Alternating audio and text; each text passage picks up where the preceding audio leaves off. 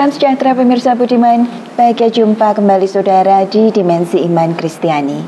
Acara yang melalui pelayanan media Antioquia Pama, kami rancang, kami kemas, kami siapkan khusus bagi saudara, guna gali pertanyaan, cari jawaban, bangun pemahaman, perihal berbagai fenomena dalam keseharian kehidupan kekristenan kita. Saudara, bincang-bincang kita kali ini akan mengangkat topik bahasan memaknai kenaikan Tuhan Yesus. Dan untuk itu sudah hadir bersama kita kedua narasumber kita, Bapak dan Ibu Manau. Shalom Pak Manau. Shalom Mbak Anis. Shalom Ibu Manau. Shalom Bu Anis. Tentu saja pemirsa hadir bersama kita guna jawab setiap pertanyaan kita, Pendeta Bigman Sirait. Shalom Pak Bigman. Shalom Anis. Saudaraku yang terkasih, berbicara tentang Alkitab selalu menyenangkan, bukan? Dan kali ini kita akan berbicara soal kenaikan. Namun sebelum lanjut kita akan lebih dulu berdoa, dan saya minta untuk Ibu Manau berpimpin kita dalam doa. Mari kita berdoa. Bapa kami yang bertata di dalam kerajaan surga, segala puji syukur kami naikkan kehadirat-Mu ya Tuhan, karena kesempatan indah pada hari ini Tuhan kami lagi boleh berbicara, dan tidak lain kami membicarakan tentang Engkau saja ya Tuhan, yang sumber kehidupan dan kebenaran buat kami. Banyak hal yang kami tidak mengerti ya Tuhan, tetapi kiranya Engkau memberi kami hikmat pengetahuan surgawi, sehingga apapun Tuhan yang menjadi kerinduan kami tentang kebenaran-Mu akan terjawab.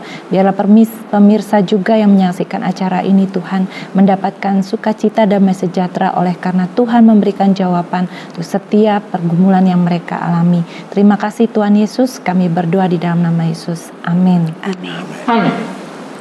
Saudara yang kekasih, di dalam kitab Injil Yohanes ada dua bagian yang sangat menarik.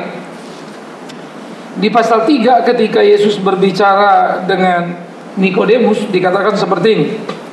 Yohanes pasal 3 ya, dari ayat 9 sampai ayat yang 13. Nikodemus menjawab, katanya, bagaimana mungkin hal itu terjadi? Jawab Yesus, engkau adalah pengajar Israel dan engkau tidak mengerti hal-hal itu. Ini bicara tentang lahir baru.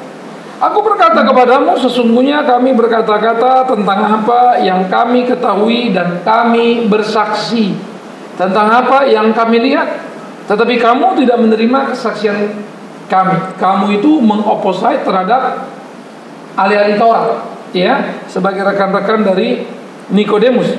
Kamu tidak percaya pada waktu aku berkata-kata tentang hal duniawi.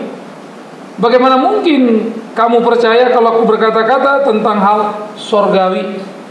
Kalau yang di internal dunia, di dalam diskusi kita, kamu tidak bisa percaya, bagaimana lagi kamu mau memahami sesuatu hal yang sorgawi?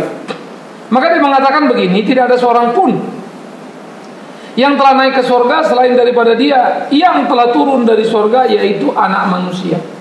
Yesus masih di dalam dunia, tetapi Dia sudah menekankan satu kata yang sangat menarik. Tidak akan ada yang naik ke surga selain dari Dia yang telah turun dari surga. Ini kenaikan menjadi sangat penting karena merupakan sebuah pengidentifikasian. Siapa yang bisa naik ke surga? Hanya satu, yang pernah turun dari surga. Karena dia tahu jalan ke surga.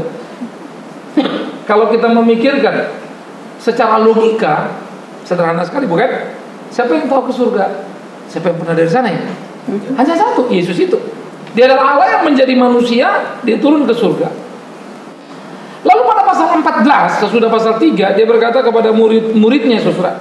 Apa yang dikatakan kepada murid-muridnya menarik, bahwa dia akan kembali ke surga. Ini dia sudah dibawa, dia akan kembali. Kembali ke mana? Kembali ke tempat dari mana dia datang. Ya, untuk apa? Untuk menyediakan tempat bagi murid-muridnya. Artinya murid-murid merepresentasikan orang percaya, sehingga tiap orang percaya akan mendapat tempat di surga mulia.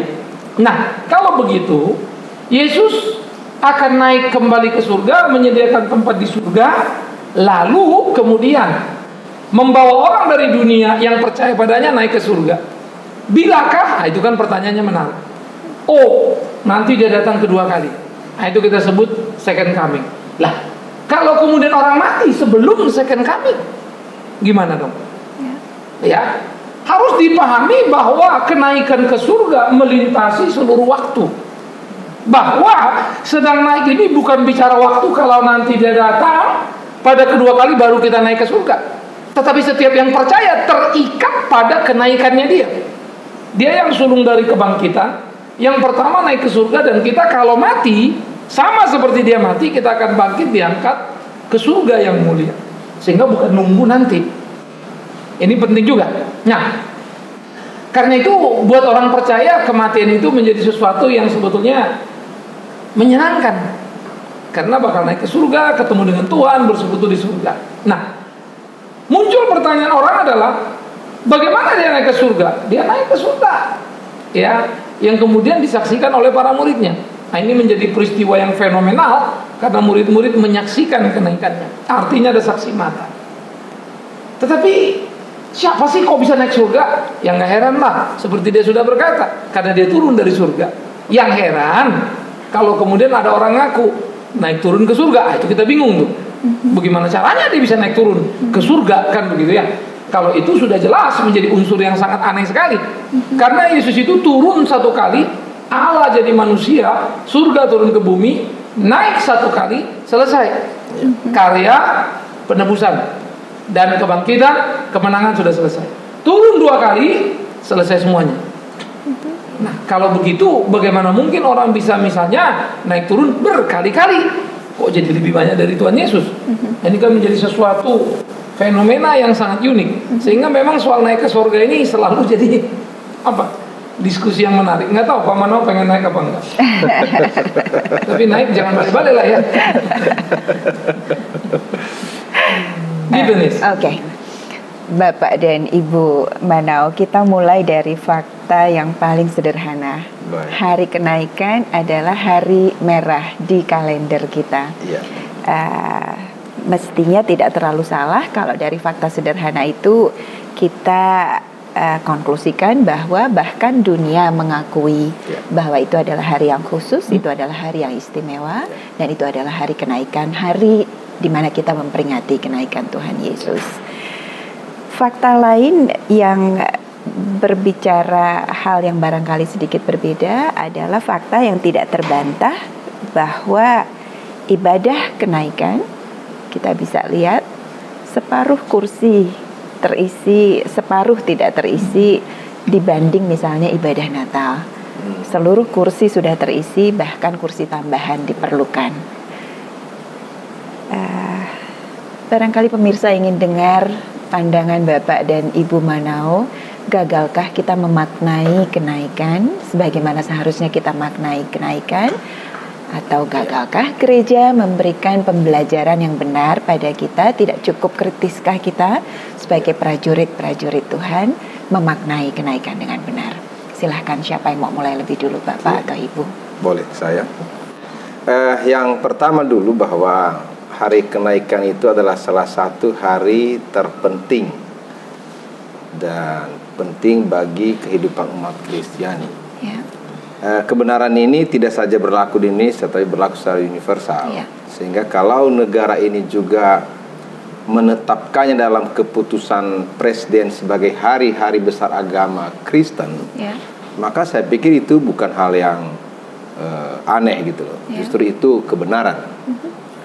Nah, kembali kepada pertanyaan Bu Anis, kenapa sih sepertinya kalau Natal misalnya begitu besar, kehadiran jemaat juga begitu membludak, ya, bahkan ada istilah saya, hari Natal itu termasuk hari-hari besar agama di mana kita itu kayak model kapal selam, yang sehari-harinya hari-hari Minggu nggak nongol, waktu Natal nongol deh.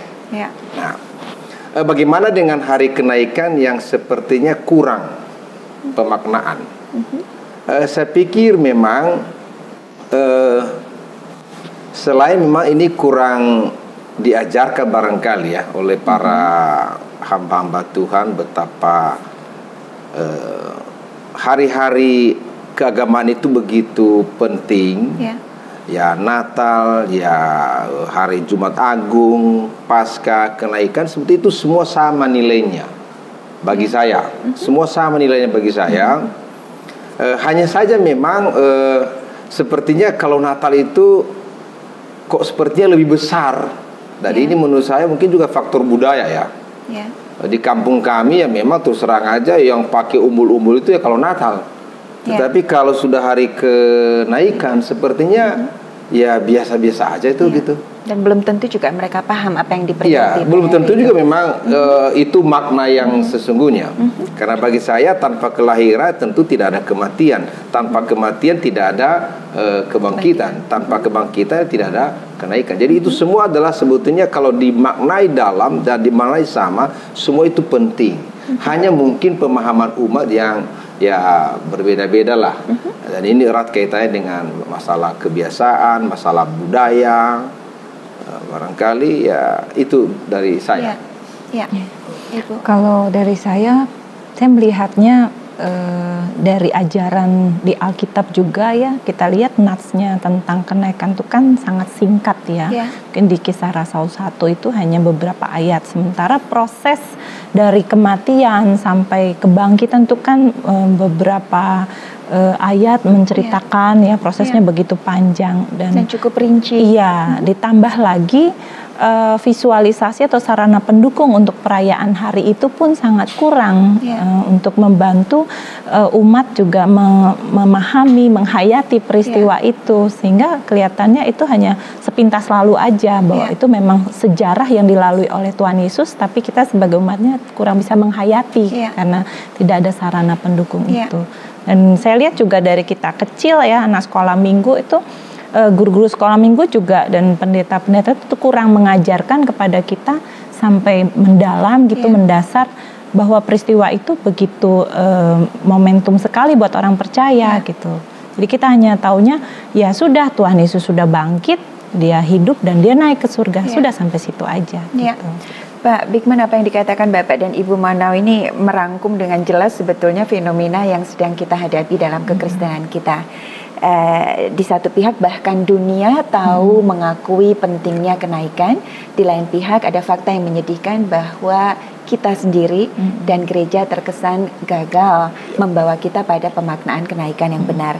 Kemudian itu barangkali dilengkapi pula dengan fakta yang diangkat oleh Bu Manau tadi, bahwa ada begitu sedikit ayat dalam Alkitab yang menceritakan buat kita perihal kenaikan, padahal ada keinginan yang besar untuk mempercayai dan memahami kenaikan dengan lebih baik. Dan Pak Bigman, barangkali dilema yang dialami oleh setiap orang Kristen adalah keraguan untuk dengan pasti menentukan batas kapan saya boleh bertanya lebih jauh lagi, kapan saya boleh berbagi kegalauan yang saya rasakan dalam diri saya ketika saya membaca bagian tertentu dalam Alkitab. Itu barangkali yang diisyaratkan oleh Bu Manau juga tadi. Jika ini adalah peristiwa yang begitu penting, jika ini peristiwa yang bahkan dunia tahu, mengakui dan menghormatinya, lalu kenapa Alkitab sendiri tidak tuliskan lebih banyak buat kita? Bukankah itu sesuatu yang sangat supranatural?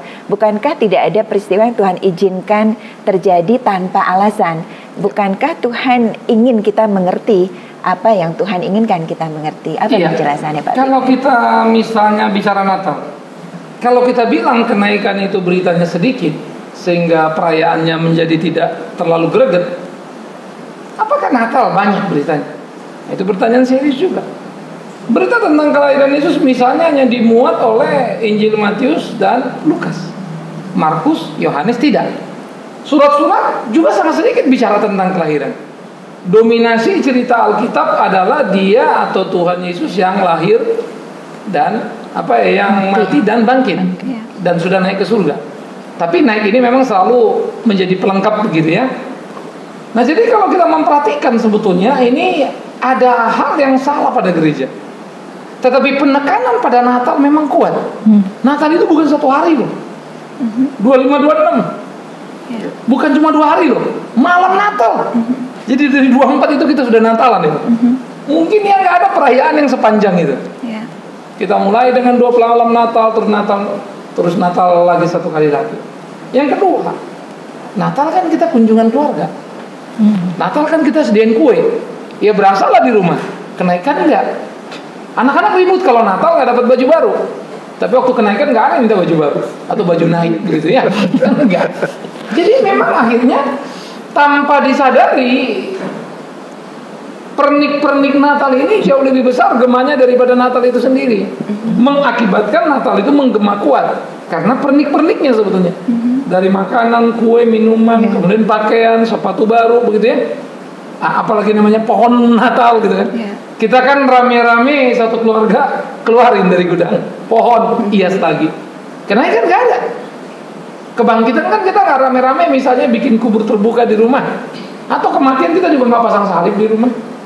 Nggak ada. Nah, jadi sebetulnya memang ketika sesuatu menjadi bagian dari sebuah perayaan, itu memang sangat menyenangkan. Padahal korelasi iman percaya kita dengan kenaikan itu jauh lebih kuat karena pengharapan. Kelahiran kan kerelaan dia datang, dan dia datang harus lahir. Tapi apa artinya lahirnya dia kalau dia nggak mati dan bangkit? Tapi apa gunanya dia mati bangkit tapi nggak naik ke surga? Kita nggak tahu dia kemana.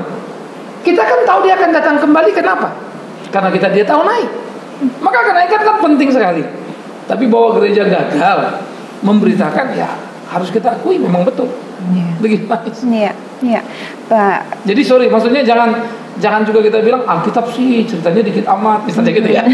Juga sih sebetulnya memang pendetanya khotbah dikit amat betul. Nggak, sebetulnya barangkali bukan semata-mata fakta bahwa jumlah ayatnya sedikit dibandingkan dengan bagian-bagian lain dalam Alkitab, tapi lebih ke tidakkah harusnya itu sesuatu yang sangat supranatural, sesuatu yang kemudian dijelaskan dengan lebih baik, atau tadi kita sama-sama mundur selangkah kan Pak ya ke kebangkitan itu sendiri sudah sesuatu yang sangat supranatural. Kalau kita boleh pakai logika sederhana kita, seseorang yang bangkit dari kuburnya, seluruh dunia barangkali akan mengamati gerak-geriknya, tingkah lakunya, menanti dengan antusias berikutnya apalagi yang akan terjadi.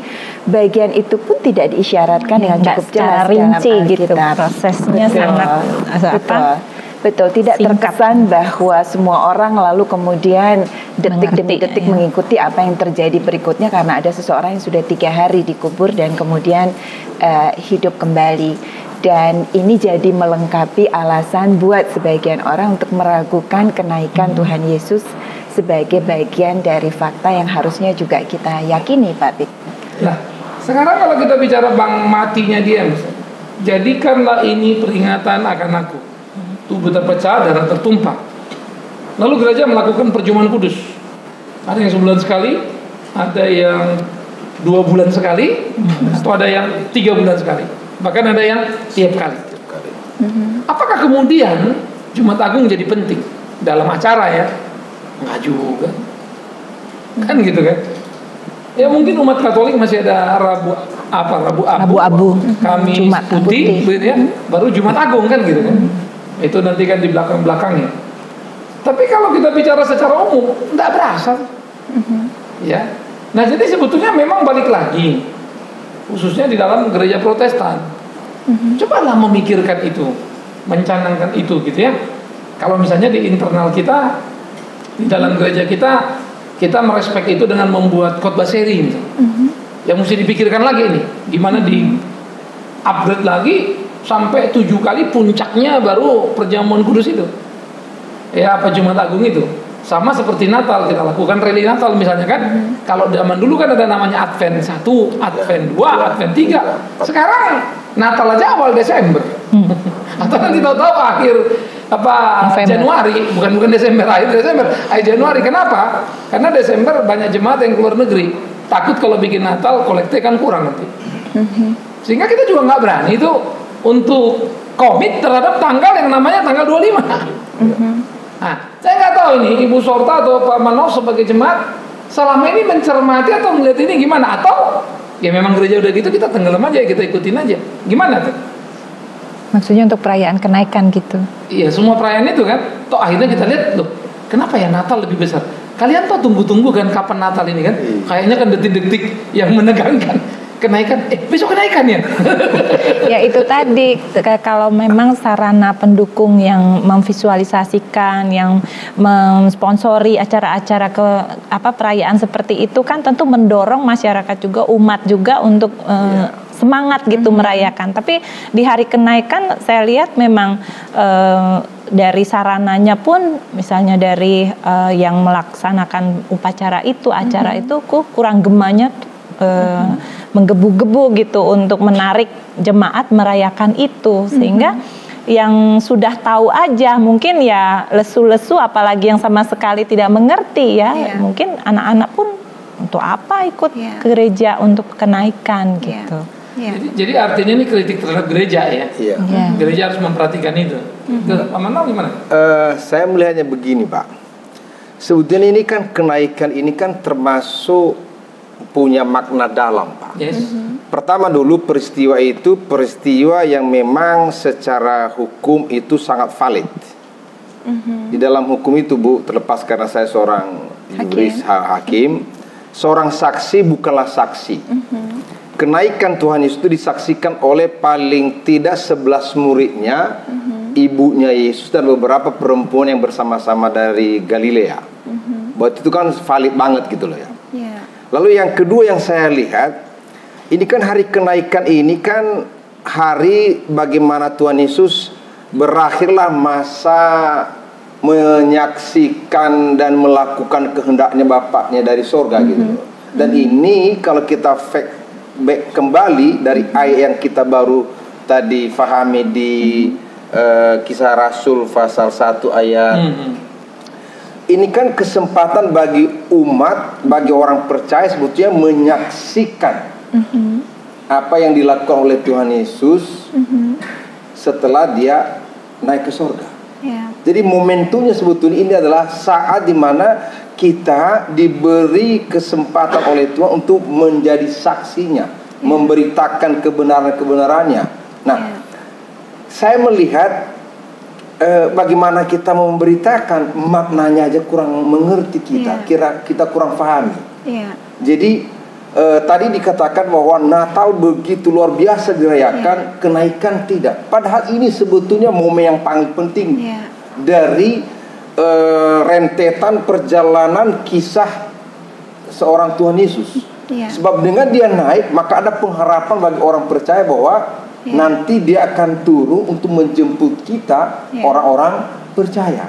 Dan ini makna ini yang menurut saya harus dijelaskan, diuraikan sehingga jemaat pun memahaminya.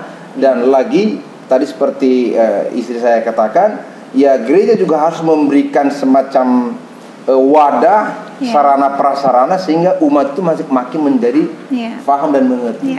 Ada yang menarik yang Pak Manau katakan, Pak Bigman, bagaimana kita bisa memberitakan itu dengan benar ketika kita sendiri tidak memaknai itu dengan baik. Saya bahkan ingin mundur satu langkah lagi, bagaimana kita bisa memaknai itu dengan baik ketika bahan buat kita untuk memahami dengan baik pun tidak ada.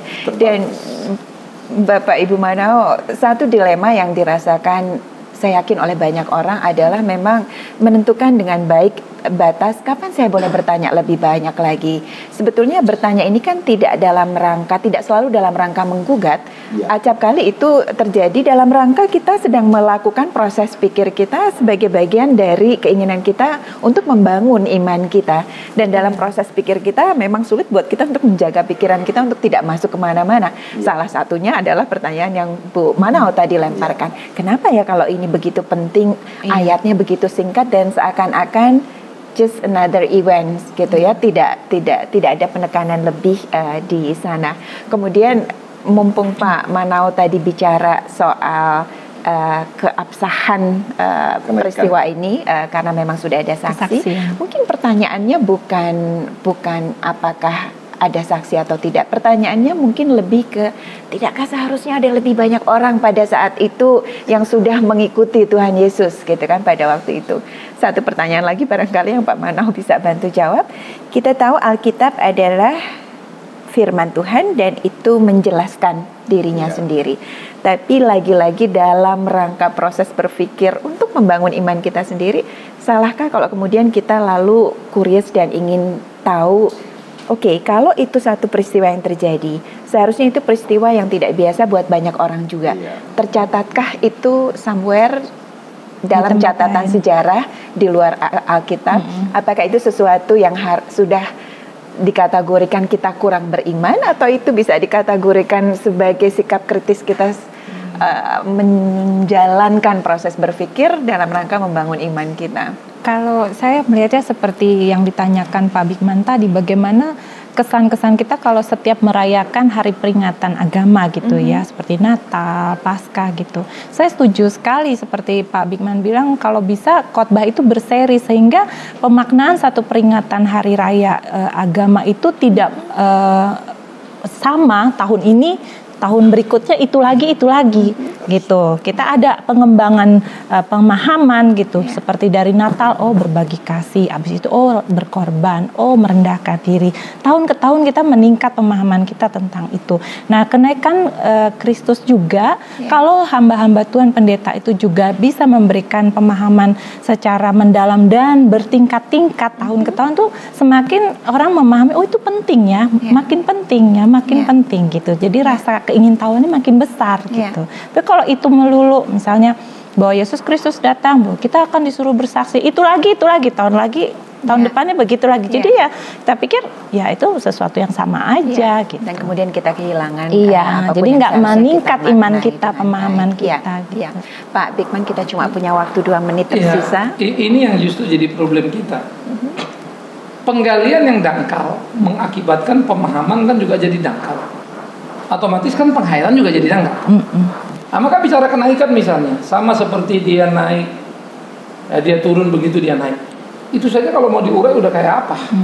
Yang kedua, aku naik kembali ke rumah Bapa menyediakan tempat bagimu. Udah seperti apa?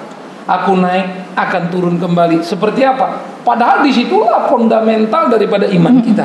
Lah, kalau dia nggak naik, kita naik ke surga nggak ya? Oke, Yesus mati bangkit. Tapi dia nggak naik ke sorga, kita naik nggak? Lah, padahal tiap hari kita memakamkan orang mati misalnya. Tapi kan nggak ada khotbah kan, cuma sampai kebangkitan kan. Tidak pernah sampai membahas misalnya kenaikan dia ke surga itu meneguhkan. Kalau kita mati ini kita juga akan naik ke surga. Memang nggak pernah. Kita berhenti di kebangkitan. Artinya kesalahan bukan pada Alkitab yang kurang, tetapi memang Alkitab cukup, kita yang kurang menggalinya. Nah, misalnya kan kalau kita bilang kekuatan pengharapan dalam kenaikan. Itu membuat kita kan menjadi sangat teguh sekali. Hidup ini kan cuma satu titiknya, mati bangkit. Untuk apa? Naik. Kan gitu kan? Sehingga mestinya ini menjadi keyakinan yang solid bagi orang percaya bahwa dia bukan berbisnis hanya di dunia. Nah, makanya kita juga kan kalau di gereja membuat trilogi kenaikan kan gitu ya. Memikirkan dari berbagai aspek. Coba kita lihat dan coba kita gali. Sehingga memang penghayatan itu harus ditumbuh kembangkan. Suka atau tidak, gereja harus mempunyai memang hal-hal yang ekstra. Betul kata Bu Sorta tadi atau Bu Mano tadi, bahwa kalau bolak-balik dari tahun ke tahun Natal, temanya itu lagi, akhirnya kita tahu Natal ya itu. Nggak lebih nggak kurang. Ya kenaikan ya itu gitu. Apalagi kenaikan bisa pusing orang cari ayatnya. Kita syukur iman Kristen kita, saudara. Kita minta Pendeta Bigman Sirait pimpin kita akhiri jumpa kita. Yesus sudah naik ke surga, itu fakta. Yesus sudah naik ke surga, itu harapan kita. Yesus sudah naik ke surga. Bagaimana mungkin saudara tidak merindukannya? Maka celakalah kita kalau kita tidak mengerti pemaknaan itu. Semoga kita punya waktu untuk membenahi diri, bukan? Dalam hidup keimanan kita. Dan ini akan men-challenge gereja juga untuk memperhatikan isu-isu seputar kenaikan Yesus ke surga. Kita berdoa, saudara. Saya minta Pak Mana untuk pimpin dalam doa. Maha besar Engkau Allah kami yang kami sembah di dalam Yesus Kristus Tuhan. Lewat diskusi kali ini Tuhan, kami boleh belajar betapa pentingnya Engkau boleh turun ke dunia, lahir, mati, bangkit dan naik ke surga. Sebab dengan kenaikan-Mu di surga Tuhan, kami punya pengharapan orang-orang percaya akan naik ke surga. Terima kasih Tuhan, biarlah Engkau meteraikan kebenaran firman-Mu dalam kehidupan kami dan seluruh jemaat Tuhan dimanapun berada. Sehingga kami peroleh satu makna yang penting, betapa kenaikan-Mu membawa pengharapan bagi kami semua. Terpujilah Engkau Tuhan, di dalam nama Yesus Kristus Tuhan yang telah naik itu dan akan kembali menjemput kami orang-orang percaya. Kami telah berdoa dan mengucap syukur. Bersama-sama saya katakan, Amin. Amin.